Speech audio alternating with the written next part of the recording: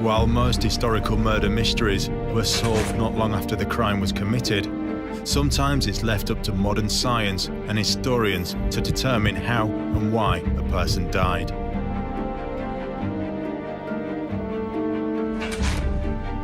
In this series, we'll look at some of the great unsolved deaths of the past, bringing to life the many theories surrounding them and piecing together the evidence. Hundreds of years may have passed since these events took place, but with the help of forensics, criminologists and specialist experts, we'll attempt to solve these medieval murder mysteries. According to the official line, he died in a drunken brawl. A perfectly acceptable story is that they were smothered. And so died King Edward II. Murder. And legend has it that Prince Arthur died of the shock of castration. It's a possibility, but on the other hand, it's a most unreliable way of killing somebody.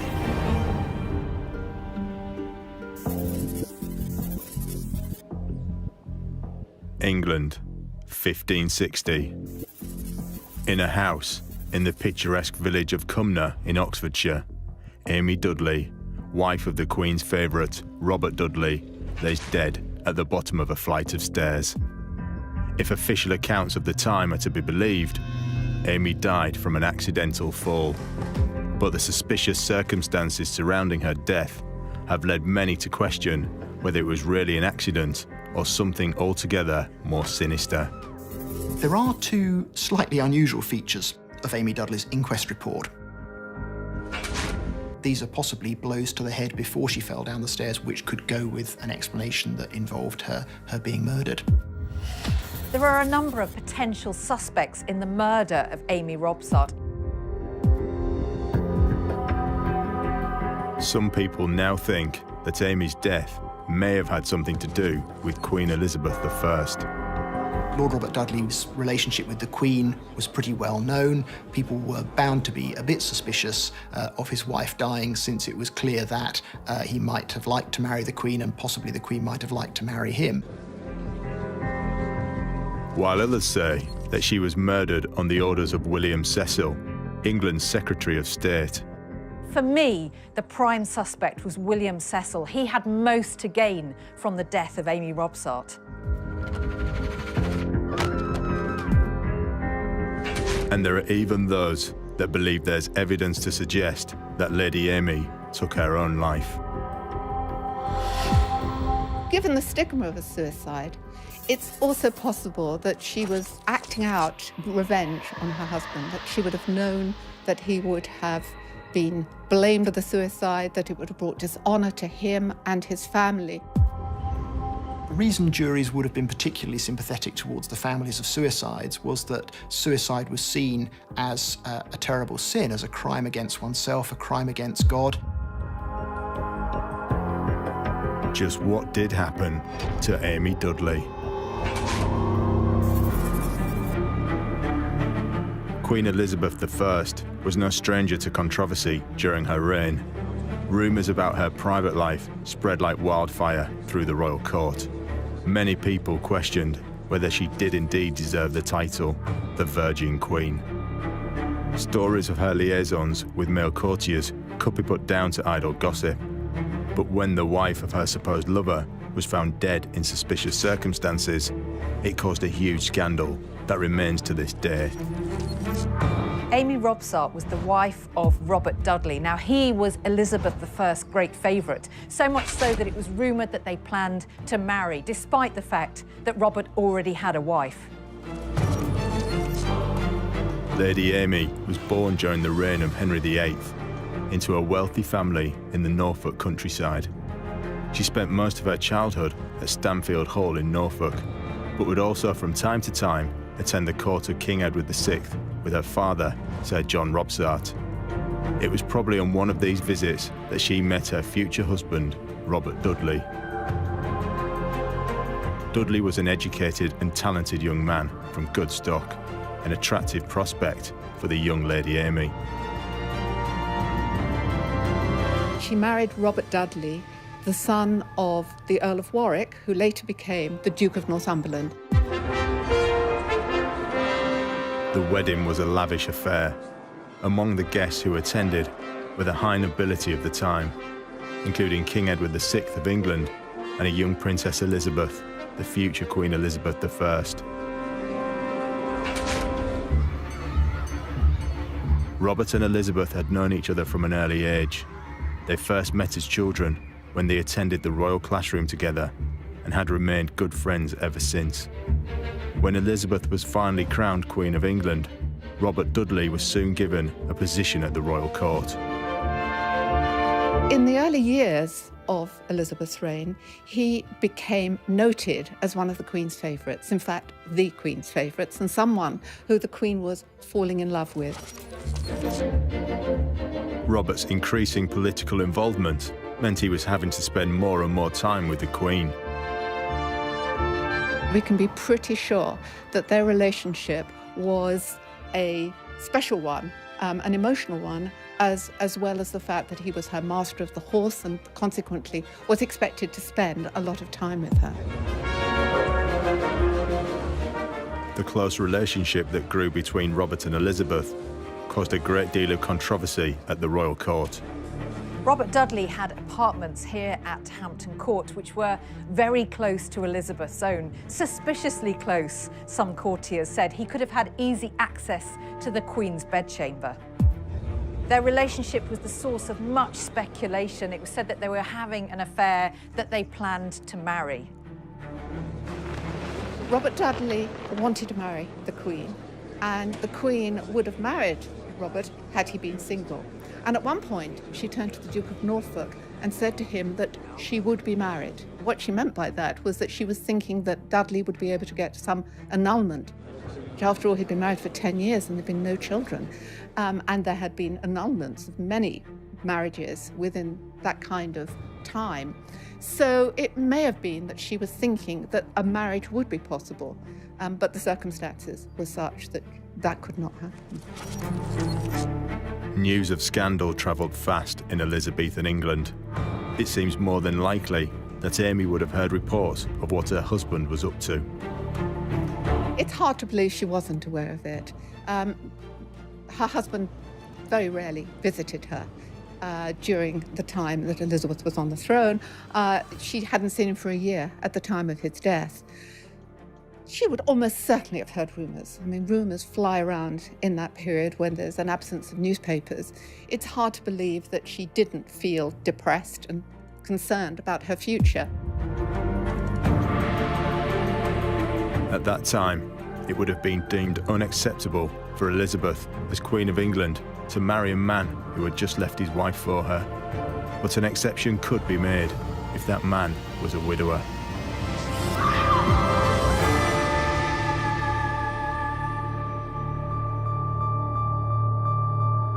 And on the 8th of September 1560, news reached Robert at the royal court that his young wife, Lady Amy, was dead. Amy was found at the bottom of a flight of stairs. Now, the official reason was that she'd fallen and broken her neck, but those stairs were very small. There were only a few steps in them. It would have been very difficult for her to have died in that way. So it's possible that she was murdered and then placed at the bottom of the stairs. The circumstances surrounding Amy's death led to accusations against her husband. So Dudley called for a coroner's inquest to be held. A jury was assembled and witnesses were questioned. Eventually, a verdict of accidental death was reached. Now, the coroner's report has only recently come to light, and it showed that she had 2 injuries to the back of her head. That's consistent with the theory that, in fact, it wasn't an accident, it was murder. Amy Dudley's coroner's report had remained lost in the National Archives for nearly 450 years. But in 2010, Dr. Stephen Gunn of Oxford University rediscovered the report during a research trip. I found the coroner's inquest report into Amy Dudley's death in the National Archives. I was looking for inquest reports into deaths of people doing archery practice, and then I found the inquest into Amy Dudley. It was filed in a different year from the year that people were expecting to find it. When I found it, it was immediately obvious that it was Amy Dudley and that it described the death that we all knew about, with her falling down the stairs and breaking her neck. What I didn't know was that no one had found it before. I think I just assumed that because this was a famous accidental death, people must have gone and looked for it and then realised that it didn't necessarily tell you anything very different from what the other accounts of the death told us. The coroner's report gave the usual details into the incident, but most interesting of all is that it stated that Amy had suffered injuries that were previously unknown. Well, this is the coroner's inquest report into Amy Dudley's death, and it's in the standard format that 16th century coroner's inquest reports were written up in. So it tells us where the inquisition was held and when. It tells us who coroner was who held it. It tells us who the jurors were who gave the verdict about what had happened to Amy. Their names are all listed here. And then it says what they said on their oath about what had happened to Amy. And it talks about her falling down the stairs, but crucially also it talks about the injuries that they found on her body, that she had broken her neck, falling down the stairs, and that had killed her, but also that she had these two other injuries which we didn't know about before we found the coroner's inquest report. Injuries described as dents, they said, using the English word, in her head, and they described, as coroner's inquest juries often did, the depth of those wounds, which suggests they were actually looking at the wounds on the body. One wound in her head 1/4 of an inch deep, and the other one 2 inches deep. After the coroner's report was released, some historians said it contained details that seemed to implicate Robert Dudley in his wife's death.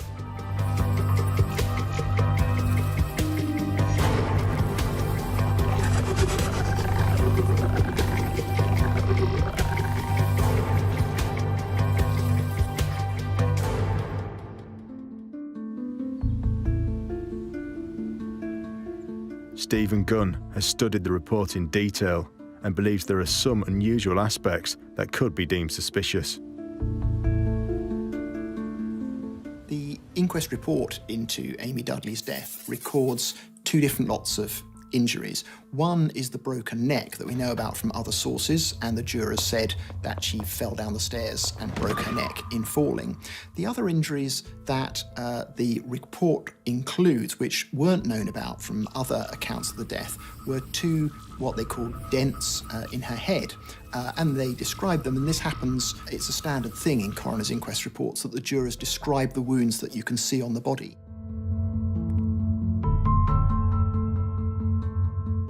Some people now believe that the injuries reported by the coroner are consistent with bludgeoning.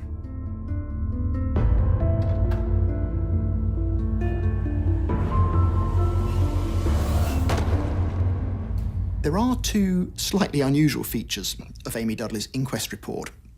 So one of them is the people who sat on the jury. Normally the people who sat on inquest report juries in the 16th century would be respectable but not very important men. In towns, often tradesmen of one sort or another, artisans, and so on.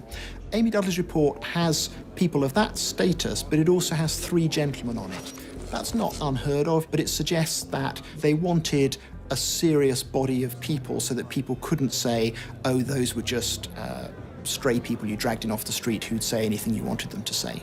What we do have are copies of letters from her husband, Lord Robert Dudley, to his local agent Thomas Blount, encouraging Blount to see the investigation carried out properly and to encourage him to have respectable, believable people on the jury. You could think that, or you could think these are the kind of people who would have political connections who maybe could be influenced to come up with the right kind of verdict that would suit Robert Dudley.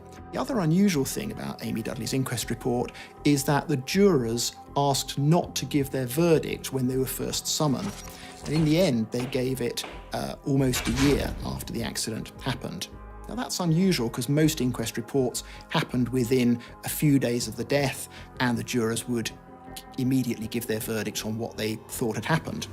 So the delay might give us reason to be suspicious. On the other hand, it's not all that unusual. Maybe 1 in 50, something like that, inquests in the 1560s had some kind of postponement or delay to them. So the idea that the jurors would want to make slightly further inquiries before they came up with a definitive verdict is not necessarily a cause for suspicion.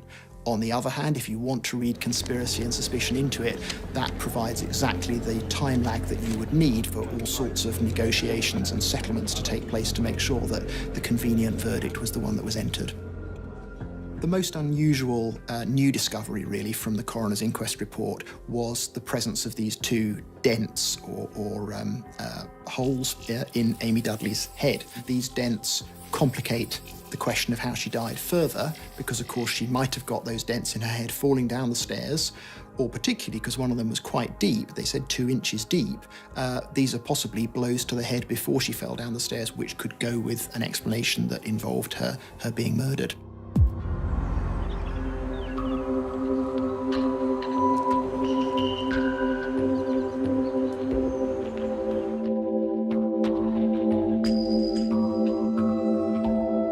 It's easy to see why Robert Dudley would be put under suspicion.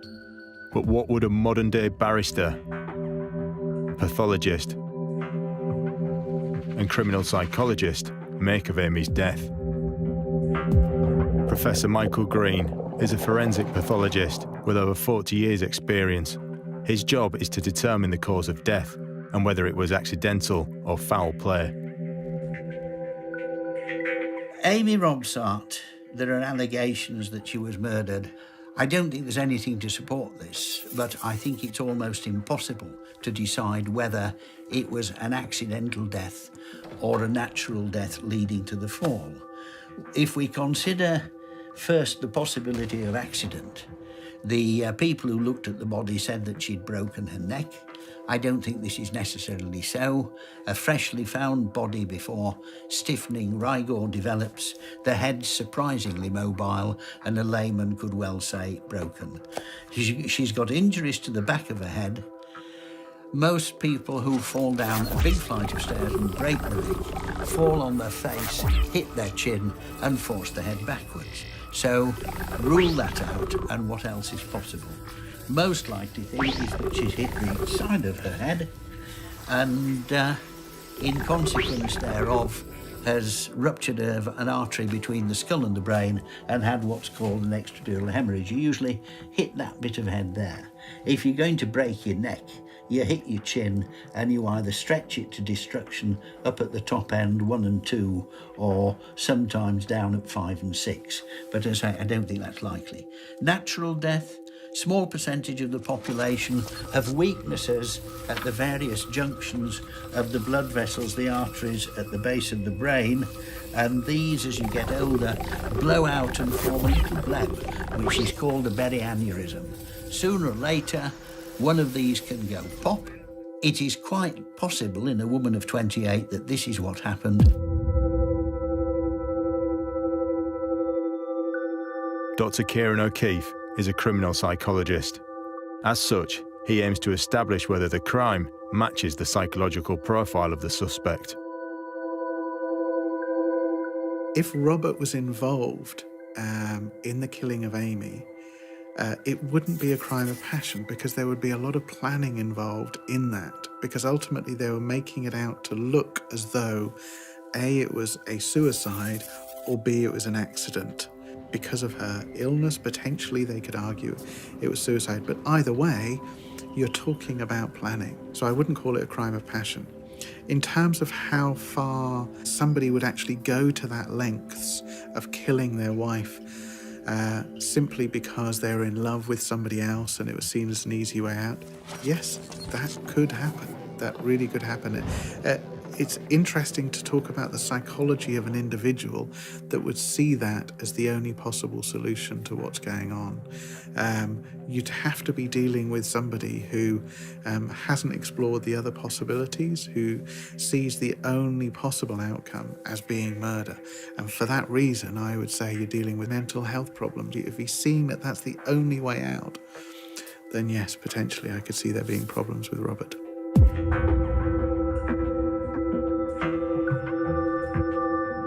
Andrew Rose is a former barrister and QC.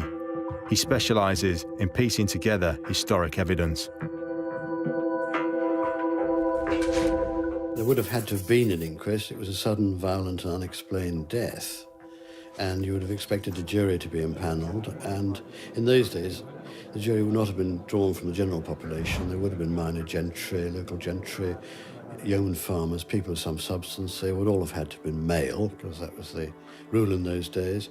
So unless there's some specific evidence that the jury was packed with people who were to find things in a certain way, it would look not particularly out of the ordinary.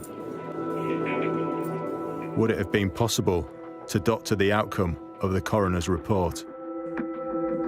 The coroner had a freehold appointment in those days, and he owed his appointment to the monarch. So it was part of the whole system of government, really before parliamentary democracy was even thought of. So they're a very ancient institution, and I say they owe their existence to the monarch, which meant in those days the government. So no doubt coroners in the 15th, 16th, 17th centuries kept a good eye on the way in which things were going in Whitehall, and may well have acted accordingly in sensitive cases.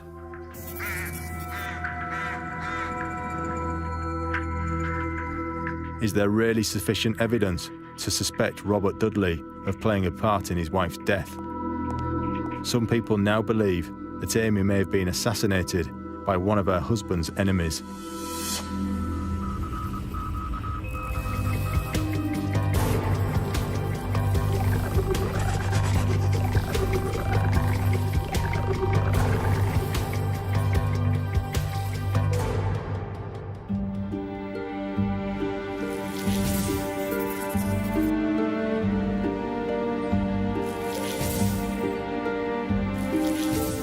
Tracy Bowman is Joint Chief Curator at Historic Royal Palaces. She doesn't believe that Amy was killed to allow Robert to marry Queen Elizabeth. She believes Amy was killed to stop the marriage.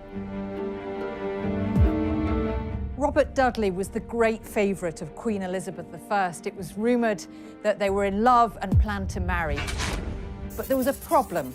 Robert was already married to Amy Robsart.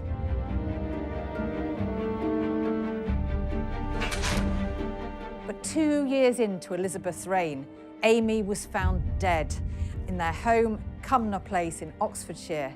Now, she was found at the bottom of a flight of stairs. Had she fallen? Was it just an accident? There are theories that it was a good deal more suspicious than that. Had Elizabeth I ordered her death, or indeed her own husband, Robert Dudley? I think the real culprit was William Cecil. William Cecil, Lord Burleigh, was Secretary of State for England and Chief Advisor to the Queen. Dudley and Cecil were very much at odds on how best to move the country forward, and Cecil worried about the influence Dudley seemed to have over the Queen. He was Robert Dudley's great rival at court. He had no intention of letting Robert Dudley marry Elizabeth I, so he had his wife murdered because he knew that would create a scandal and that the marriage could never happen after that.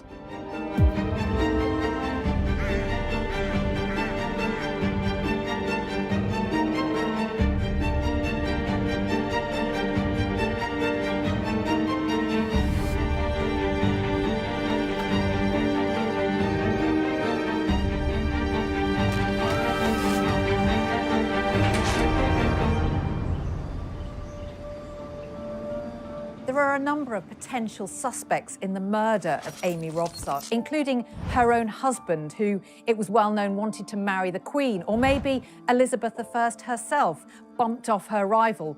But for me, the prime suspect was William Cecil. He had most to gain from the death of Amy Robsart. Cecil was the great rival of Robert Dudley. He therefore had no intention of letting him marry the Queen. So if he got rid of Robert's wife in a scandalous way such as this, he knew that Elizabeth would never be able to marry Robert Dudley.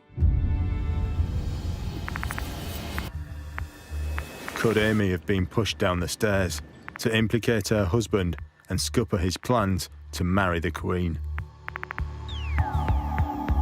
It has been suggested that somebody threw Amy down the stairs. I don't think a professional murderer in his right mind is going to do this, because the chances of killing somebody by throwing them down the stairs are in fact pretty slim. Most of them are going to survive and are going to tell everybody what you've just done to them. The other thing, of course, if there had been any struggle, you would have thought there would have been grip marks on the arms or defence injuries to the hand, or she would have been roughed up a bit. And what I have seen done is a head injury inflicted first, and then the body thrown down the stairs. I don't think that's really on. If I wanted to get rid of my wife or mistress or whatever, the last thing I would do is throw her down the stairs. The chances of her surviving and putting me in prison for a very long time would be too good. Would William Cecil really have had Amy killed for his own political gain? I think William Cecil could have employed a third party to do this particular act in the circumstances described. He was pretty adept at covering his track in other matters. And as we know today, there are cases where hitmen are employed, where people are big people with a high public persona and everything else to go with it. Kings, presidents, heads of corporations, mafiosi bosses, they could be kept clean. A word, a nod, might suffice for something pretty terrible to happen, but the main thing is to ensure that the boss and everything else don't dirty their hands. There won't be an identifiable chain of evidence to them. That'll be the aim, but sometimes, of course, it doesn't always work out that way. But what type of person would order the murder of an innocent woman? To use the term sociopath or psychopath in reference to the people that might be involved in kind of a conspiracy to get Amy killed, to lay then suspicion on Robert, and then the demise of the whole relationship with the Queen. I would say they're undoubtedly a psychopath, because they were doing it with planning. They were being very cold and calculating in that respect. Does that theory hold any water in terms of laying suspicion on Robert? I would say that it's actually a very careless attempt to lay suspicion on him, because you've got a situation where it can immediately appear to be accidental. It can immediately appear to be some form of suicide, so it can be one or the other. The suspicion lessens. In terms of that particular theory, from a forensic psychology point of view, I don't think it holds water for me.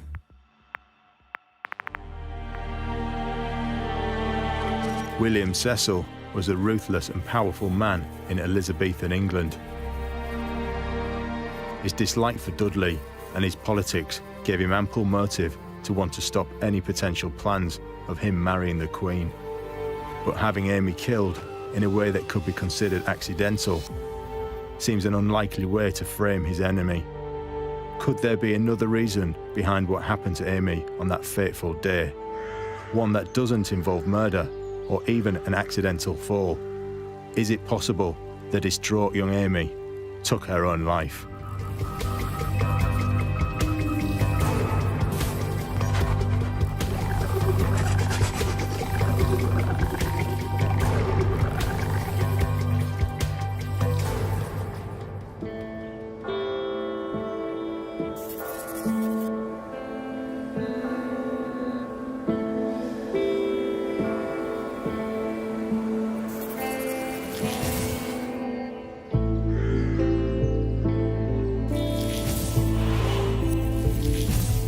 Dr. Susan Doran is an author and senior research fellow at Oxford University. She believes that Amy may have been suffering from depression at the time of her death. This is Cumnor, where Amy Robsart lived and died. And this is Cumnor Church, the last surviving building of that time. Amy was found dead at the bottom of some 8 steps on the evening of the 8th of September, 1560.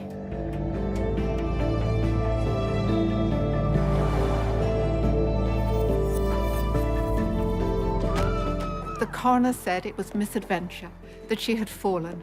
In my view, she probably committed suicide. The evidence, though limited, points in that direction.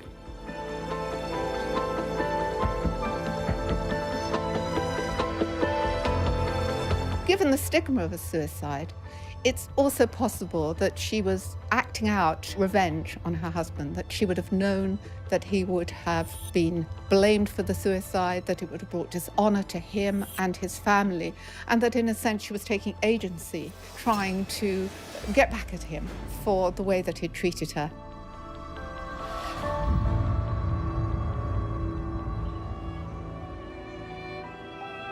I strongly suspect that Amy committed suicide. She had the motive. She was, I think, depressed at her husband's absence and the rumors surrounding him. There's evidence that on the day that she died, she sent away her maidservants and menservants to the fair at Abingdon, and she grew very angry when one of her gentlewomen didn't want to go. We also know that Amy had been saying prayers, asking God to deliver her from her sad situation. So the emotional circumstances seem to be appropriate for a suicide. Would an Elizabethan jury have doctored the outcome of the coroner's report to cover up a suicide? The reason juries would have been particularly sympathetic towards the families of suicides was that suicide was seen as a terrible sin, as a crime against oneself, a crime against God. Coroner's inquest reports into suicides describe the person killing themselves as acting at the instigation of the devil. So there was an issue of shame for the family. There's also an issue of extreme disruption, if you like. The suicide's goods would be confiscated. So if someone was, say, the father of a family, then his family would lose all his goods. And someone who committed suicide couldn't be buried in Christian burial in a churchyard, so that they wouldn't be buried with other members of their family in the churchyard where the rest of their family would then carry on going to church for the rest of their lives and so on. So suicide is an extremely socially and spiritually disruptive act. And if jurors could spare families from the consequences of that, then you could see that out of charity, which is a social value that 16th century people take very seriously, out of charity they might want to spare people the consequences of that. If Amy did commit suicide, why did she choose to do it by throwing herself down the stairs? It's interesting in this particular case, if we're talking about suicide and dealing with the pain of what she was going through as being the main motivation. Undoubtedly, if she reached a point where it appeared that there was no resolve, no outcome, no way out of the pain, then I could understand her reaching the point of suicide. For somebody to throw themselves off a banister or out a window is not an unusual form of suicide. For somebody to throw themselves down the stairs is actually highly unusual. If they're actually going through with it, there would be a sense of planning in terms of the effectiveness of what I am about to do. Throwing yourself down the stairs is not an effective way of killing yourself, because you could fall down the stairs and survive. Yes, it's not a surefire method to kill yourself by throwing yourself down 8 steps, even if there were steep steps. But possibly she wanted to do herself some damage, that it was a kind of suicide attempt, or she wanted to evoke the sympathy of her husband, a cry for help, if you like. While throwing yourself down the stairs may not be a particularly foolproof way of committing suicide, we do know that Lady Amy may have been in a fragile state of mind. Seemingly abandoned by her husband and suffering the indignity of being the subject of gossip at the royal court, it seems plausible that she may have taken drastic measures. But when all the stories and evidence are taken into account, what are we left with?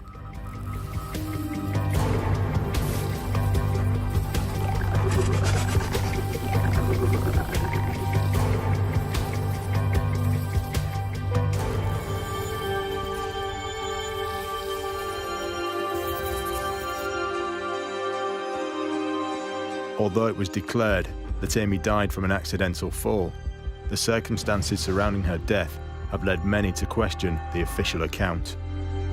Was she murdered on the orders of her husband, Robert Dudley, so that he could be free to marry Queen Elizabeth I? Could it be that she was the victim of a political assassination carried out to stop Dudley's plans to wed Elizabeth? Or did Amy, at her lowest point, consider her situation so desperate that she felt the only way out was to tragically take her own life?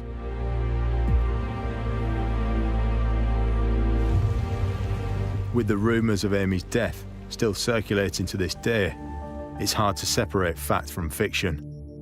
But is there any real evidence to prove that Amy was a victim of murder?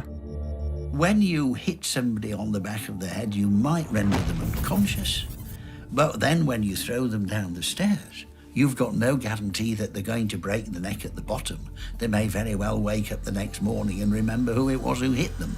It's a possibility, but it's one that I'd exclude. My own feeling about Amy is that she has died of either an unfortunate accident and tripped, or she has had a subarachnoid.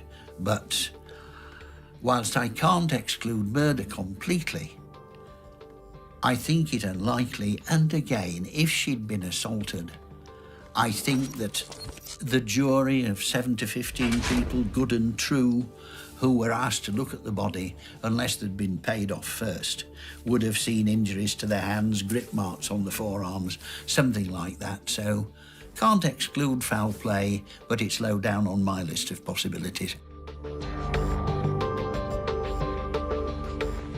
Should we simply accept the findings of the coroner's report? Our problem in interpreting the events behind 16th century coroner's inquests is that we're as much dependent as people, or at least as central government was at the time, on what the jurors said had happened. So it's perfectly possible that juries, for example, reporting on what was probably a suicide, reported it as an accident. Obviously, it depends on the circumstances in which people killed themselves. People who hanged themselves or cut their throats, for example, it was very hard to claim that that was an accident. People who fell into a river, if they had a bucket with them, if they were fully clothed, it was very easy to say, well, they probably went to get some water and they just fell in by mistake. Different kinds of suicides left more room for juries to err on the side of generosity in claiming that it was probably an accident. Once they'd done that, then we're none the wiser. We can't get back behind what the jurors said in order to understand what had really happened. Did idle gossip at court lead to unfounded accusations? In the case of Amy Robsart, clearly a huge rumour machine was set up after she died. But on the face of it, it looks plausible that she did commit suicide, in the sense that she was said to be depressed. She may have been suffering from some severe and possibly painful illness. And also she was fully aware of her husband's infidelities. And it may have been in those circumstances that she felt it was all too much for her, decided to take her own life in a very simple and obvious way, just falling downstairs.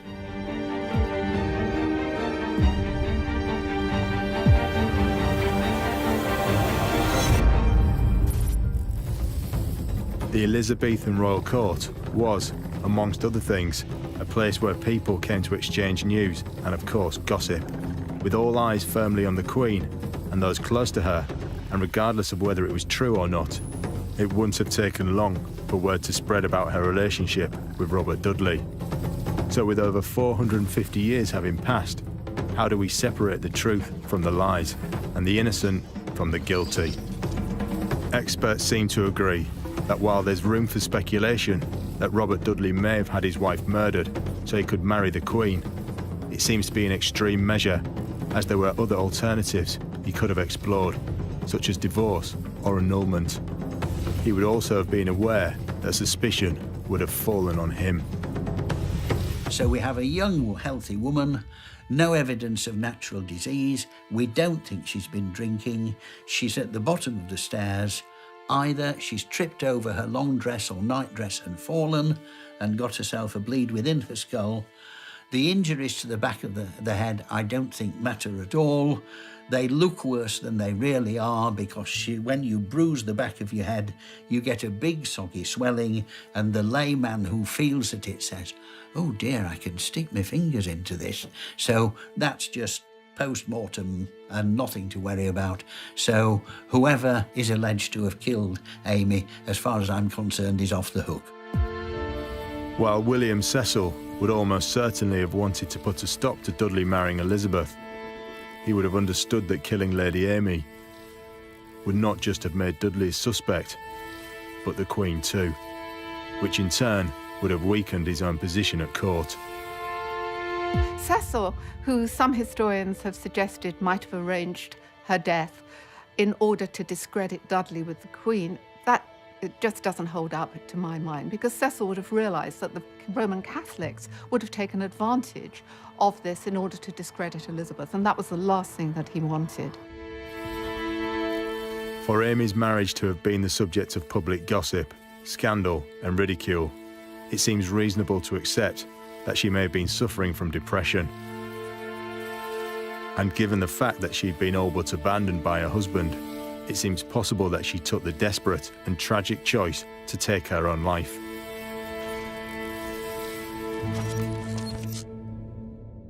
With his wife deceased, Robert Dudley was now free to marry Elizabeth, but by now, their chances of having a future together was looking bleak.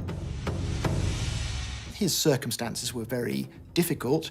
His relationship with the Queen was pretty well known. People were bound to be a bit suspicious of his wife dying, since it was clear that he might have liked to marry the Queen, and possibly the Queen might have liked to marry him. Although she was going to stand by Dudley, she didn't believe he was guilty of the murder. Nonetheless, it was going to be very difficult to marry him because it would bring her dishonour and possibly accusations that she had been complicit in the murder. She dithered for a couple of months about what to do. It was only a few months afterwards she decided marriage would be impossible in those kinds of circumstances. There were rumours at the French court that she was behind the murder. People were laughing behind her back. In the end, Dudley remained as her very close friend, her dearest brother, as she called him, and she gave him great honours. He was raised to the earldom of Leicester. He was given properties of great worth. He was given all kinds of rewards and honours. He became the leading man at her court, and he had to make do with that instead of taking the Queen's hand. Dudley did eventually remarry. He became wed to a woman called Lettice Knowles. She'd been maid of honour to Her Majesty the Queen. When Elizabeth found out about the marriage, she's reported to have banished Dudley's new wife from the royal court. Famously, the Queen never took a husband. She reigned on the throne for 44 years, guiding England through war, political troubles, and religious turmoil. Elizabeth I died in 1604, married only to her country and her people.